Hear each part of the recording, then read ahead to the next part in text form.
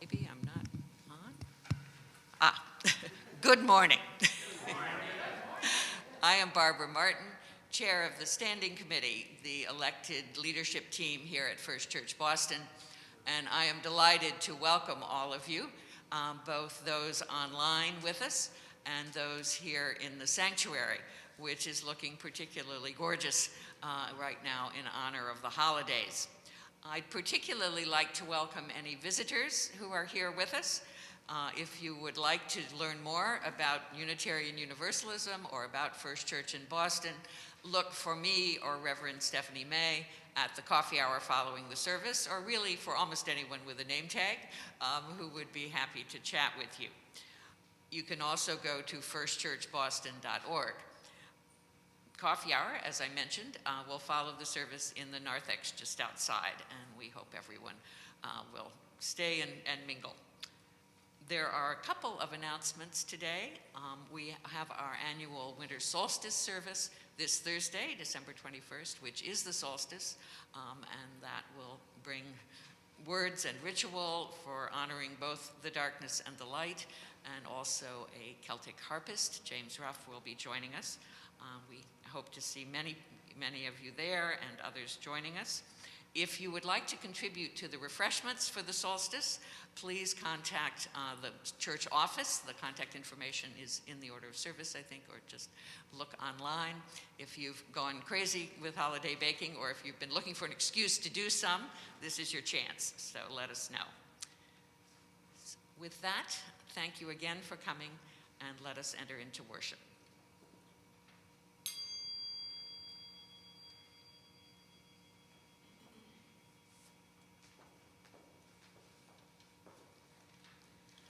On December 15th, 250 years ago, there was a party just blocks away from First Church.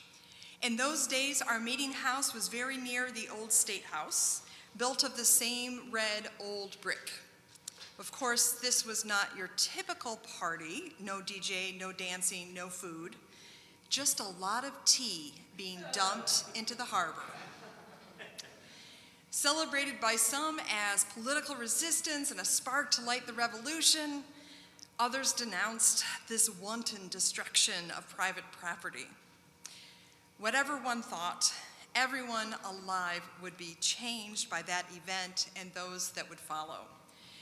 Children born in December 1773 would grow up in a new nation, an experience totally different from their parents and grandparents. Today we explore such generational differences, the ways we differ because of when we are born, In the ever-changing stream of human culture, we each arrive to a story already underway, shaped by the waters in which we emerge. To reflect this ongoing stream of cultural change, I'm inviting all of you to help tell this story. At some point before the offering, please take the index card, and I hope everybody got an index card and a pencil. Please take the index card and write the year of your birth. No names, we're not trying to identify how old you are, it's okay. So the year of your birth, and a favorite song from popular culture when you were coming of age as a young adult, a youth or young adult. So your birthday and a favorite song. If you're here in person, use the index card. If you're online, hold that thought of what your song is, and I'll invite you to add it to the chat. I'm a Gen Xer. I'm going all high tech with my iPad. I'm watching you online. So we'll talk to each other today through YouTube with a little delay. As a gathered community, we each bring who we are to this space and time. May this service celebrate the pluralism of generations within us, among us. In this spirit of celebration, I invite you to stand in body or in spirit as we light our Advent wreath. Today, we finally get to light that pink candle of joy. This celebrates the story of Jesus' birth.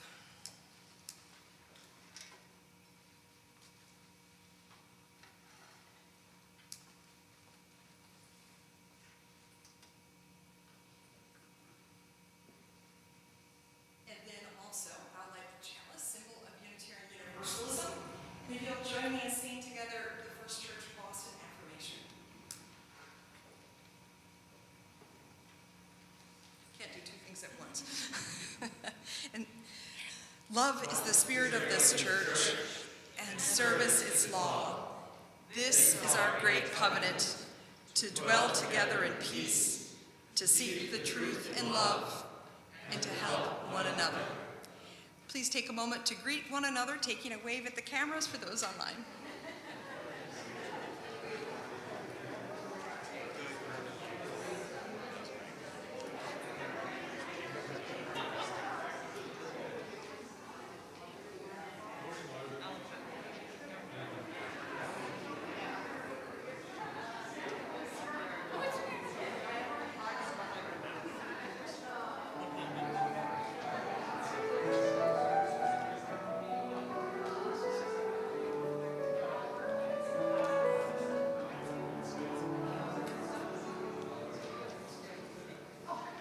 So among the many wonderful carols in our hymnal is Go Tell It on the Mountain. When I thought, if on this theme of birthdays and Jesus' birthdays, this is a great one. Go tell it on the mountain. Jesus Christ is born. So this is a happy birthday type song. So please join me in singing hymn 239, Go Tell It on the Mountain.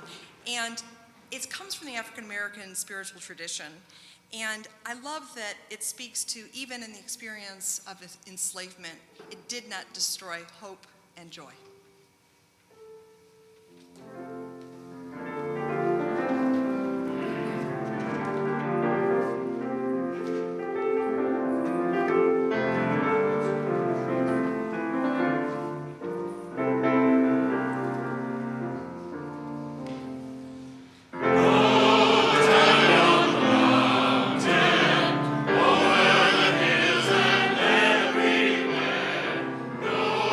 Tell it on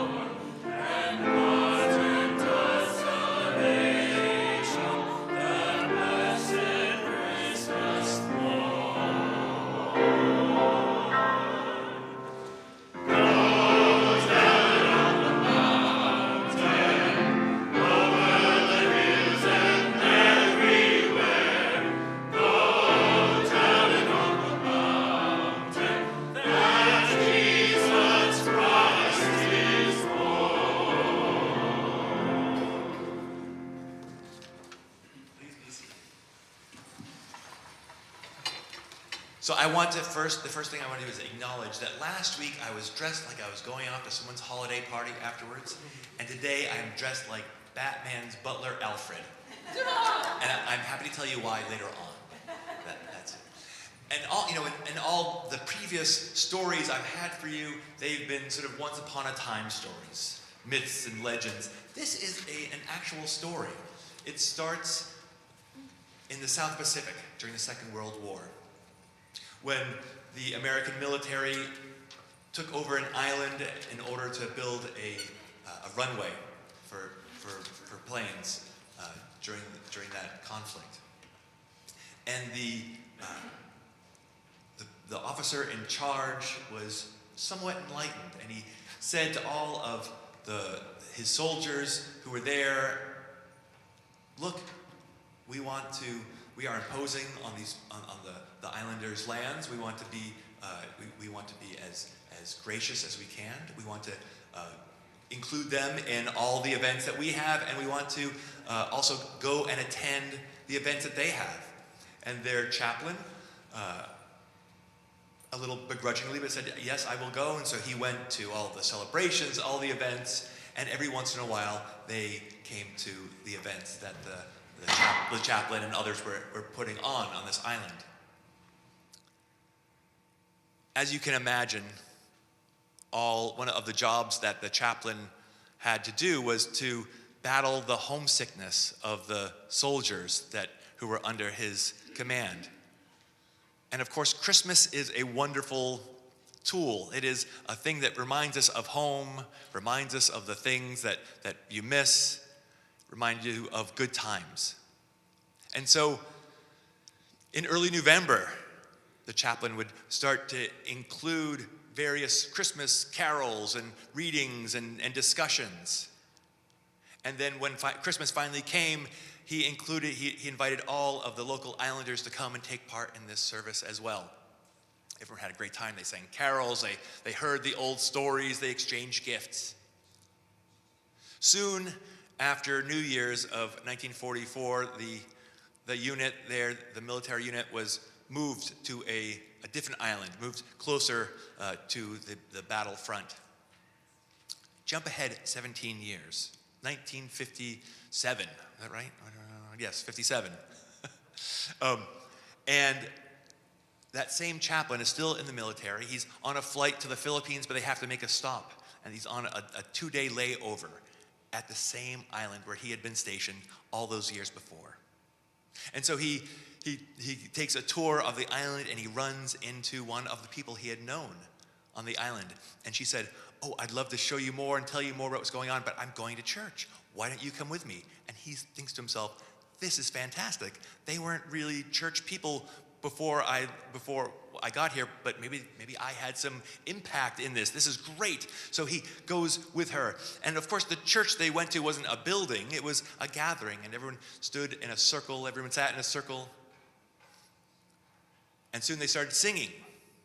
There, under the bright July sun, they started singing, "O Holy Night," and "Hark the Herald Angels Sing." And then the message that was shared was a story of the Christmas story. And at the end of the service, they all exchanged gifts. This happened every Sunday, sometimes even more. I love that idea. I love that idea that the American religion, the thing that they took with them, that the Americans left, was Christmas, and the Christmas story, and the Christmas Eve service. And they repeated it. If only we could do the same thing. Throughout all times, Christmas has changed. It's different today than it was for when any of us were children. It's different when you go to different lands. It evolves. Christmas can be like a giant snowball rolling down the hill, picking up everything in its path. And yet sometimes the message of joy and love and good tidings to all ring out. So that is your story for this third Sunday in Advent. I had to check. Third Sunday in Advent. and now the choir.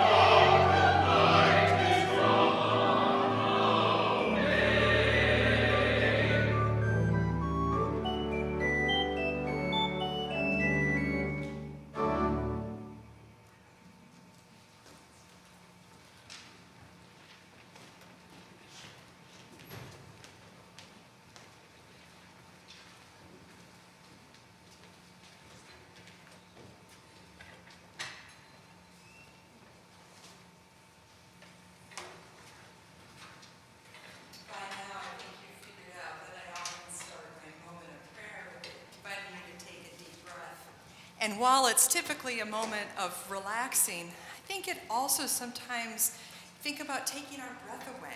Moments of joy, you also can take a deep breath. So however you're feeling, whether you need to let go or to bring it all in, I invite you to take a deep breath in and out, in and out.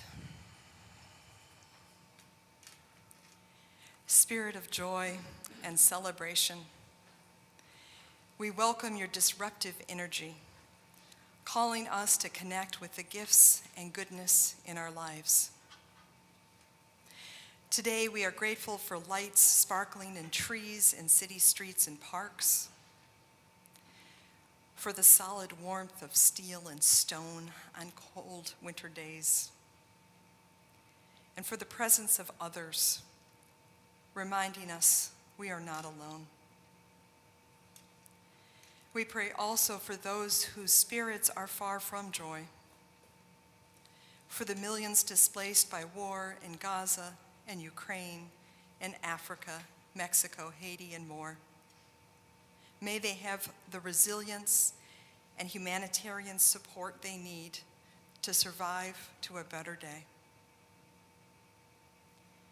And we pray for those who are grieving in this season, for the families of Israeli hostages killed and missing, for the families of those killed by gun violence at Sandy Hook 11 years ago yesterday, and for those among us whose parent, child, friend, or partner is painfully absent. May those who grieve endure the burden of loss, finding a way to live with the weight over time.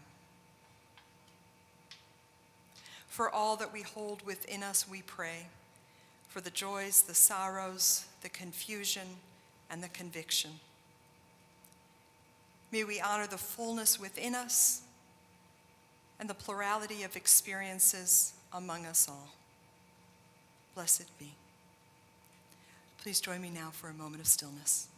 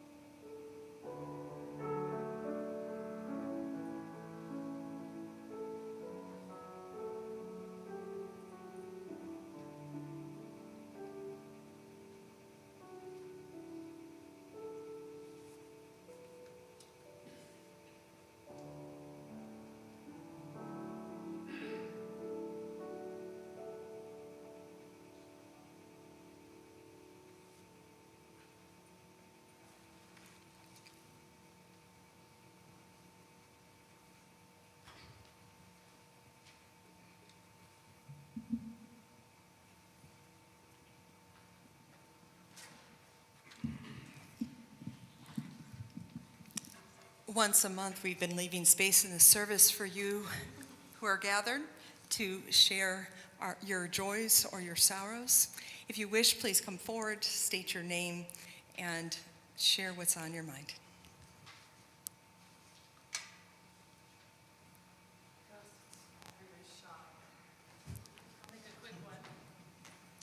We have lots of adventures going on today, so I don't want to disturb any of that.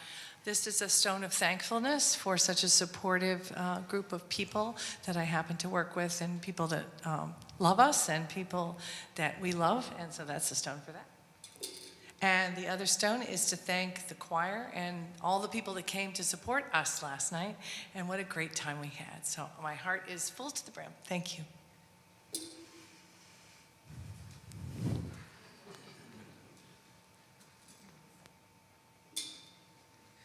Hello. So right after the service today, my boyfriend and I are driving to Virginia for the holidays.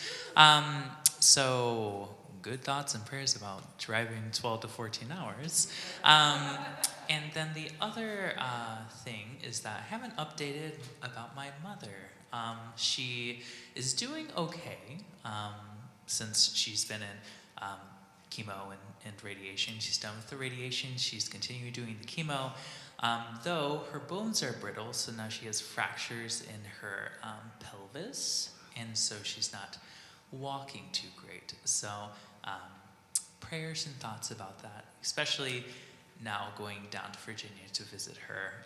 I'm nervous about seeing her in person and how I'm going to feel about that. So there's that, yeah.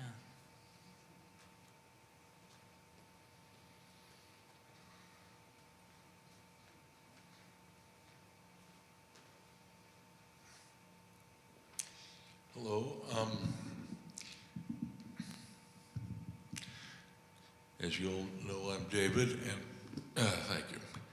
I wanted to give a little pebble as a metaphor. You put a pebble in the water, and things go by and change. I put in mind of a King Lear whose body gave out this year. He, like myself, was a student at Emerson College. He passed 2 days before the day that his world changed. He was at Emerson College on the quiet Sunday, December 7th, to rehearse the play Two Orphans when some Emerson student came running in screaming, "Pearl Harbor has been attacked." His world changed. King Lear, I am of course referring to Norman Lear, has died. His legacy is not Regan, Goneril, and I can't remember the third one of Shakespeare's King Lear, but Archie, Maud, the Jeffersons, Good Times, etc., and People for the American Way. I also wanted to give a thought to Rosalind Carter. I wrote an email to the Washington Post. Some people preached Christianity. Rosalind practiced it. If you wish to honor them, don't mourn her. Continue and pick up what she did and continue on. That's my Christmas, Hanukkah, etc., and Saturnalia celebration. King is dead, along with the king.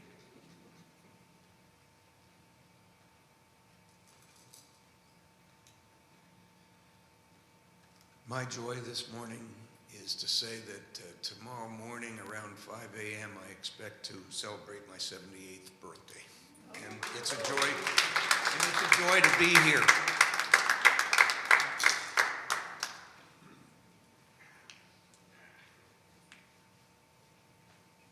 Good morning.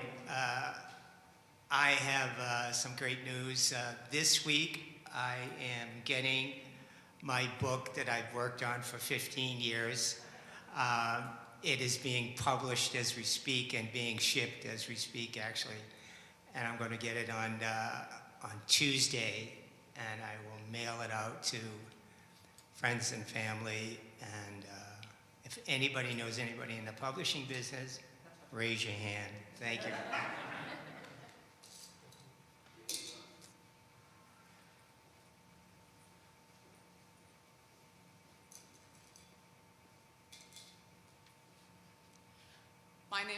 My name is Heather, and I just wanted to make a comment. I was at the concert last night, and for those of you who don't know, Gigi applied a very challenging structure to the whole thing. She told us not to applaud after each piece. And not only did I have to sit on my hands during the concert, but that's really the case with our services in general, that the music is just so spectacular that other than cruel and abusive instructions, it's wonderful. Thank you very much.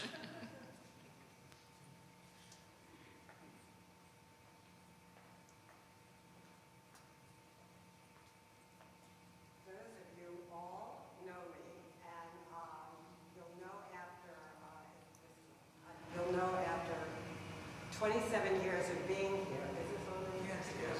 Oh, I'll get closer. All right. So, all right. Okay, I'll just use my Fern voice. Use your Fern voice. Right, there you go. Okay, so I had a respite from the church, unplanned by me, for 5 weeks.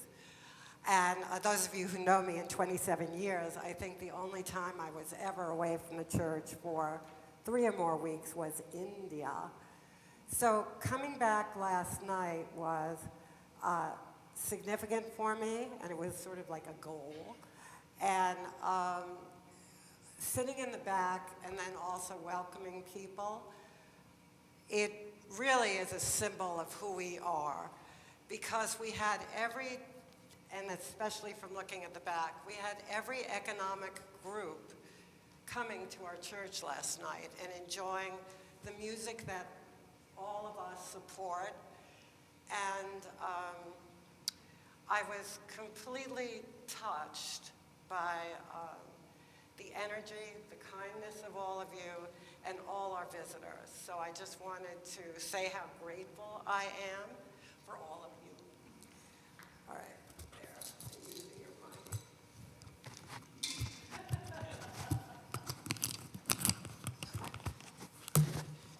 Earrings. Okay. It's not that tough, but I do get tangled sometimes. Thank you. It is a good, just hearing you share with kindness, and also this moment is also about bearing witness. So even if you don't speak, it's a participatory event, because just saying words out loud without people listening is not the same. So thank you for those who shared, thank you for those who listened, and I now will add a stone for all of the joys and concerns that remain within Unspoken. And now I will invite the ushers to come forward for the offertory, and I will come through and take your cards from you. This is in choir. I'll get yours after your speech.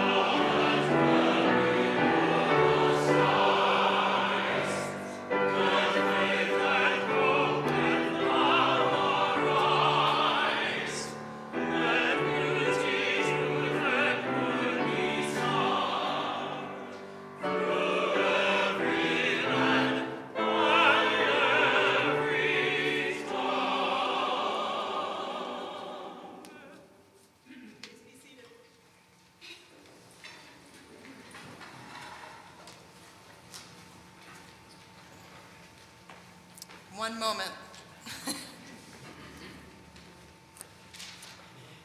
And Noel, you want to help us where you can? Okay. Sort the rest of these out. Okay, so here is the improvised reading. These are all the boomers. Okay. Generation 1. There are currently 6 generations alive in America. Generation 1, silent generation. There might still be a few greats, I will say that too, but for the most part, silents are the very oldest folks. Born 1925 to 1945. These are the folks that were too young to fight in World War II. They're pre-TV kids, but in their 20s and 30s, it was the late 60s.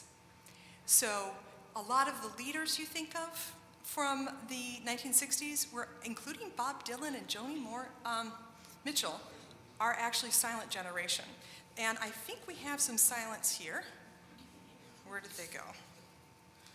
There were, so this would be the folks that were born before 45. So 42, here we have a 42 who, and one of the things that's interesting when I do this, some of you like music that's at a different generation, and that's important to pay attention to also. So this is 1942, Love Me by Elvis Presley. Presley himself, a silent generation. And others from the 40s, born in the 40s, we have Mahler's First Symphony. Some stuff is timeless. Yes. Rudolph the Red-Nosed Reindeer. Rainy Day Women. 26 Miles Across the Sea. Catch a Falling Star. Do you know any of these? Oh, yeah, that's good.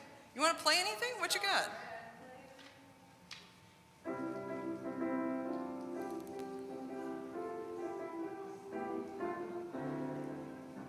That's right. Okay, so that gives you a sampling of the silent. You're gonna be surprised, but there's a lot of boomers. Which is the fact. There are a lot of boomers in the world. These are the folks that were part of the baby boom post-World War II, born 1946 to 64. Because they were so large, they end up dominating the culture. When you're kids, the culture is about kids. When you're teenagers, it's about teenagers, on and on and on. And you'll hear more about the boomers in my sermon. And some great music. And here, I know you're ready to go. So just jump in. Love Me Tender. Yeah.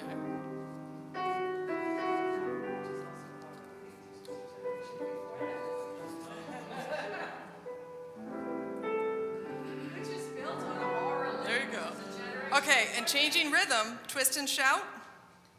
Beatles, Twist and Shout.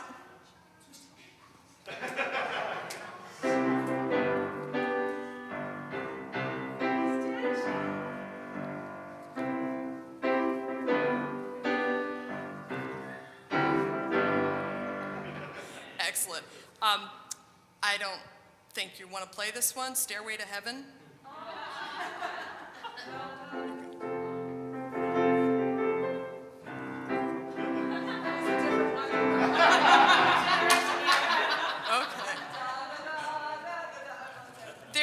I like this card, Beatles, Any.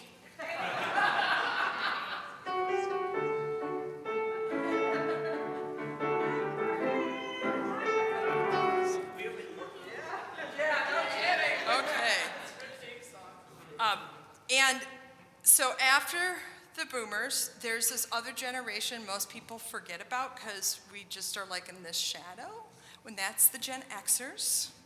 And we are much smaller, and we're born 1965 to 1979. The trick is we were too young for Vietnam.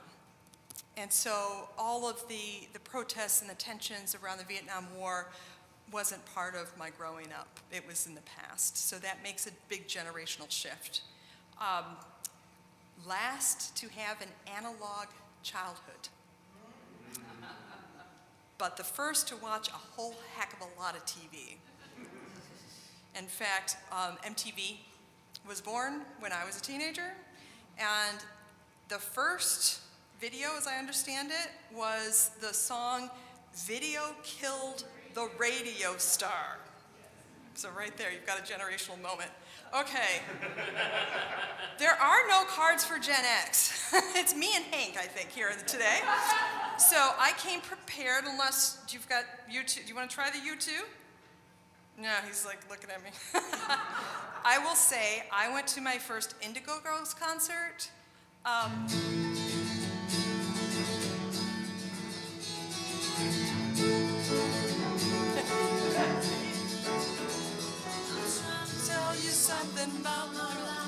Okay, I will not make you listen to the whole song, although I am tempted.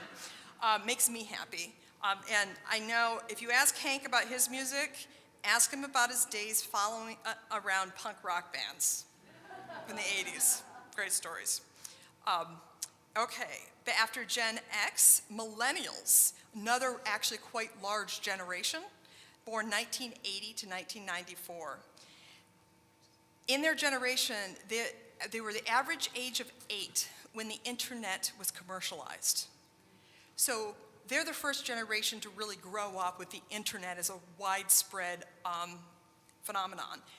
They become the tech disruptors. Almost every big tech that you think of today was started by someone that was millennial. Britney Spears, full of happiness and joy, bebop in the 80s, 2008 recession, things go south. And because as they're coming of age, the economy tanks. It does recover, and actually they're doing better than sometimes you hear the storylines. But this is what we have. Actually, we did have one other Gen Xer, 79, Love Shack, which I saw that live once too. They like Love Shack. So these are some millennial ones. Oh my gosh, another Gen Xer. Isn't she lovely? Stevie Wonder. I'll take that. You know that one. Okay. So for millennials, we have Mariah Carey, Hero, which I don't have on my phone, but I do have this Mariah Carey. I think I have it. No, I don't have it. Okay, I don't have it. But here's some millennial music, speaking of Britney Spears.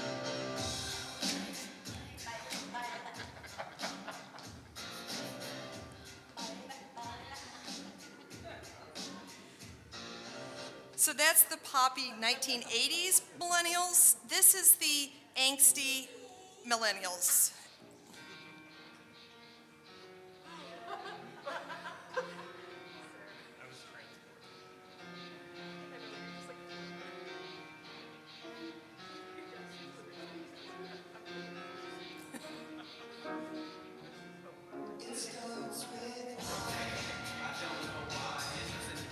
They don't seem quite as happy, do they? Okay, after the millennials, you have Gen Z, born 1995 through 2012. By the time, well, the thing that defines the ends of this generation is that by 2012, half of the people in the nation own smartphones. So this is their birth year, right? So as they grow up, smartphones, streaming, social media, it's the norm. Oh, okay. My son is a Gen Zer, and so I recognize some of this music. I'm looking to them because I'm guessing where some of the Gen Z suggestions came from. My Chemical Romance, familiar with that. Rather Be by Clean Bandit. We've got more Britney Spears because Britney is Britney. Toxic, Britney Spears, that is a good song. More Britney, Work, Birth, Britney Spears. And then, but again, in another example of music crossing generations, I Don't Care by Judy Garland. So. That's it, and I think that's the end. So, and just to round it out, Polars are the next generation, born 2013 and ongoing, the current little ones. They will have no memory of the world before COVID. God bless them. will also be the first, they're predicted to be the first generation that is 50% non-white. And I meant to ask if anybody online wanted to add. Oh, here we do. We have Beth saying REM. She's another, I think that's 60, yeah, she's another Gen Xer. So yes, REM, U2, Madonna, my generation. So thank you very much for playing my game. And I think music is a great insight into that question of sort of what shapes us. You know, you can see the differences sometimes when you do that.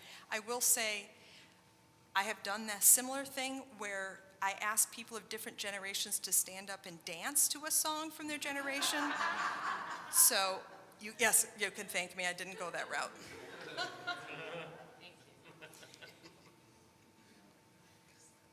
So where were you when ...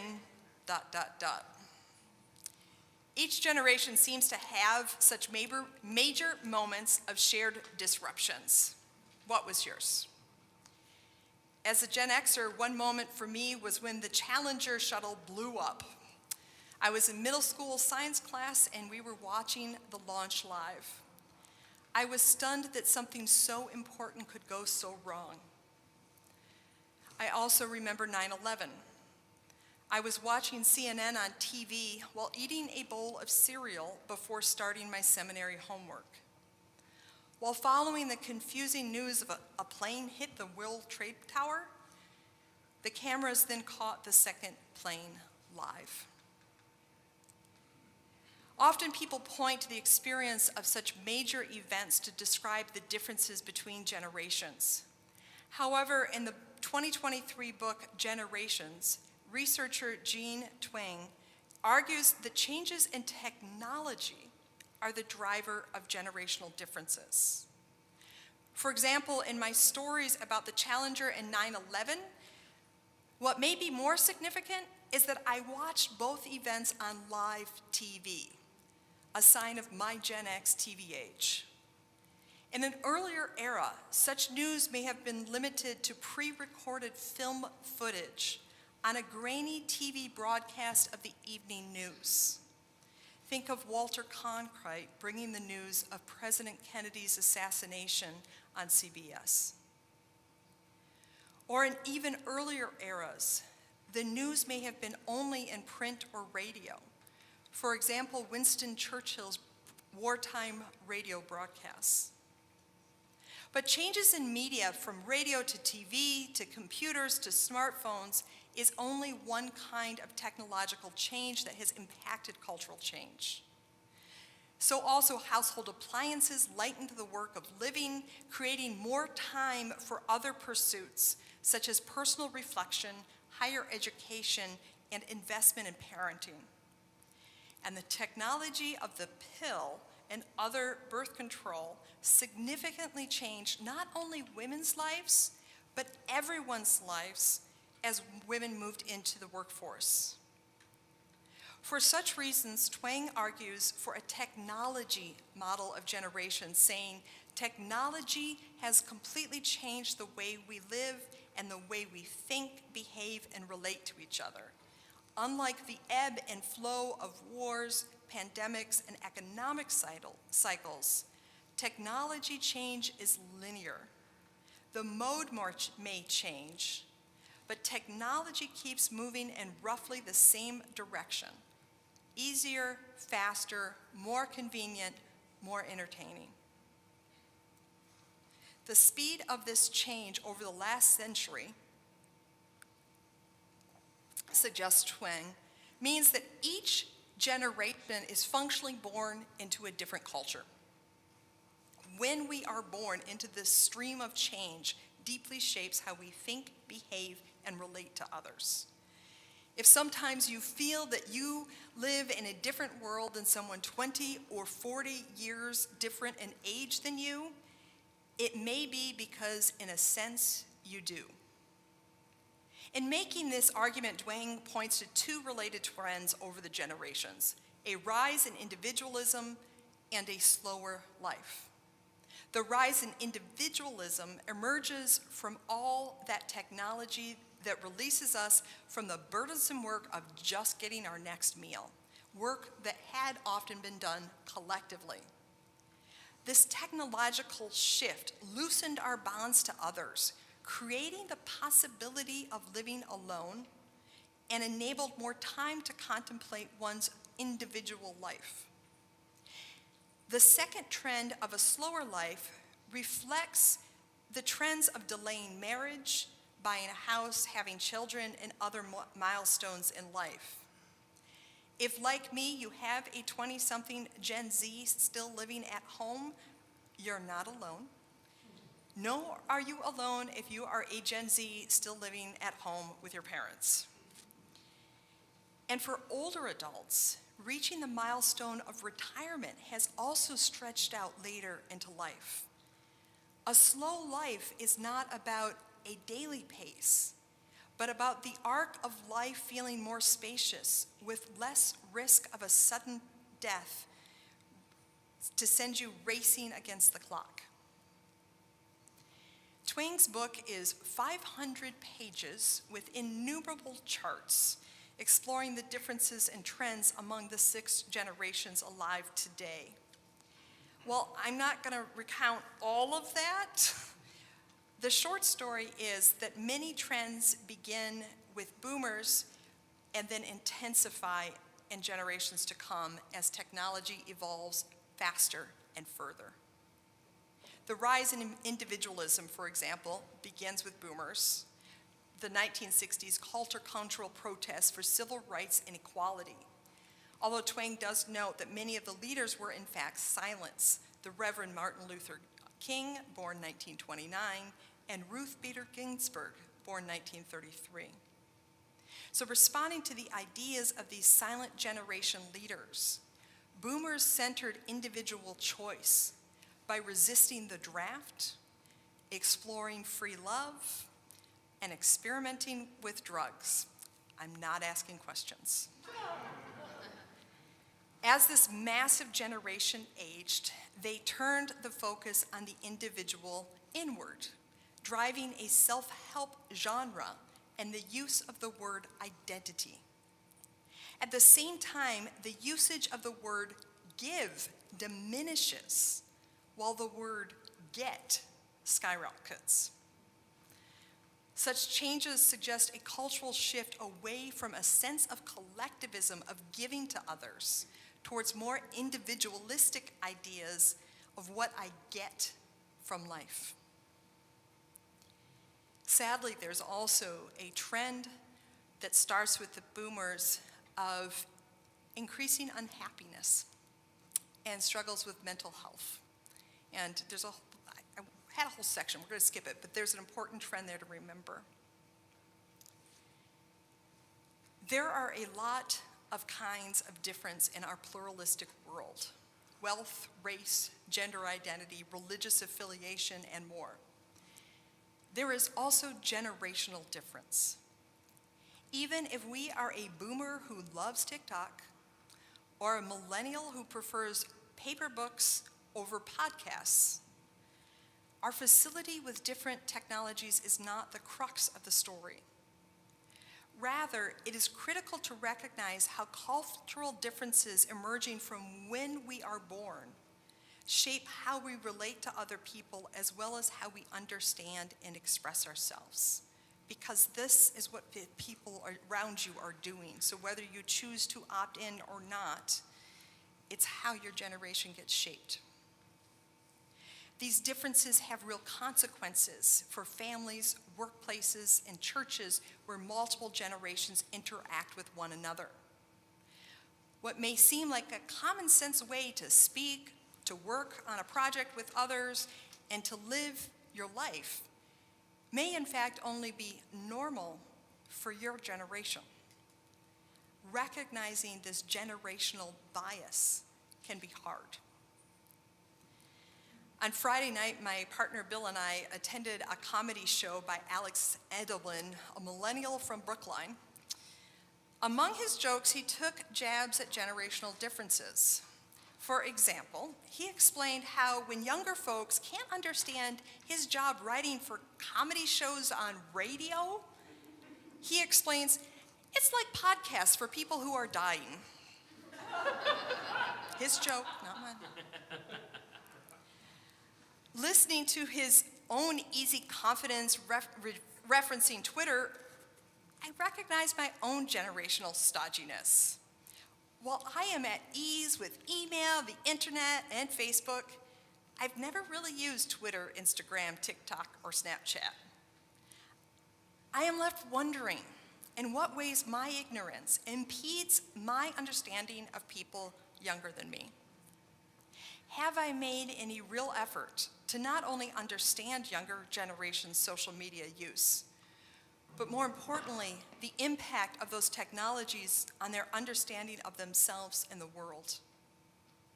Do I understand enough of their lives to be an effective minister to their spiritual and social needs, to relate across generational differences?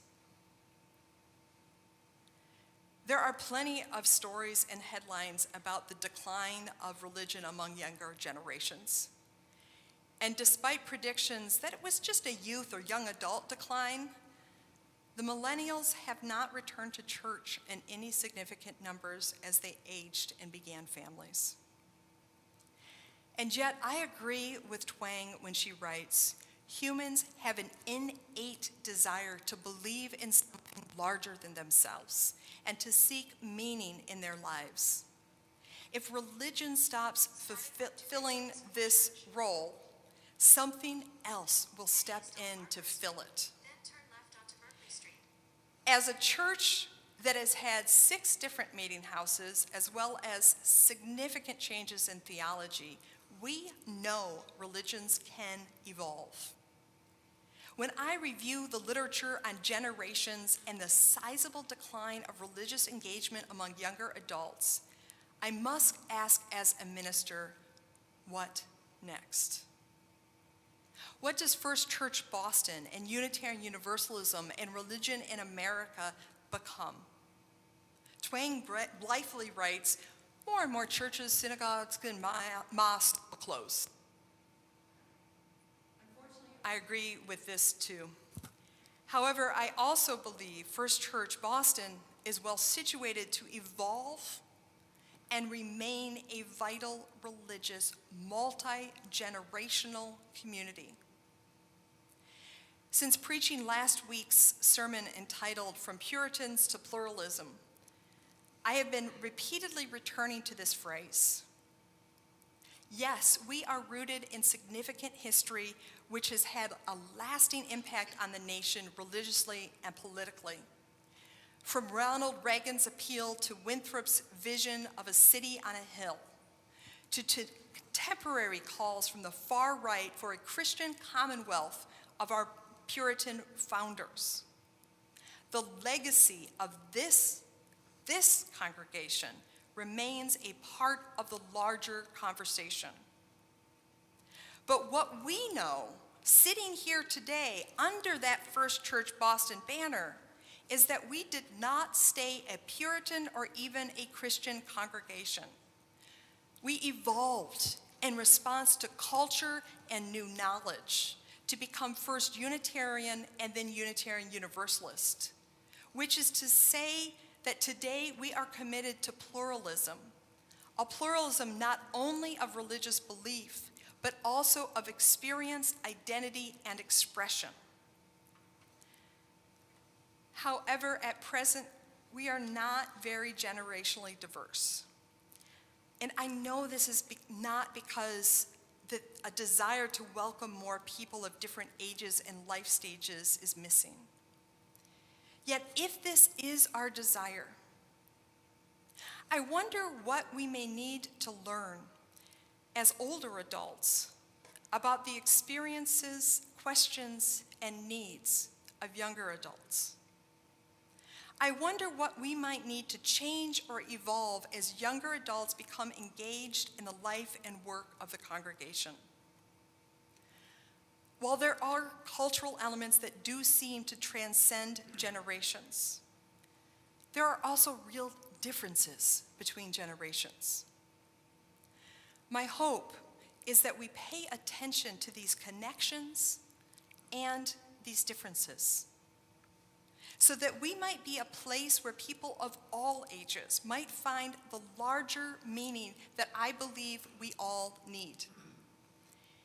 And if you are a younger adult, I invite you to speak up to me, to others, about your perspective, your hopes, your dreams. How could First Church be a better place to support your search for meaning? Whether here at First Church, your workplace, your building, your family, I hope reflecting on these real differences between generations will foster curiosity and new connections. May we not just tolerate our differences, but actively seek to engage them through the lens of valuing pluralism. So may we listen, learn, and strengthen our connections to something larger than ourselves. May it be so. Amen. And our closing hymn is Come Sing a Song With Me, 346, an invitation into togetherness across the generations. Please rise in body or in spirit as we sing 346.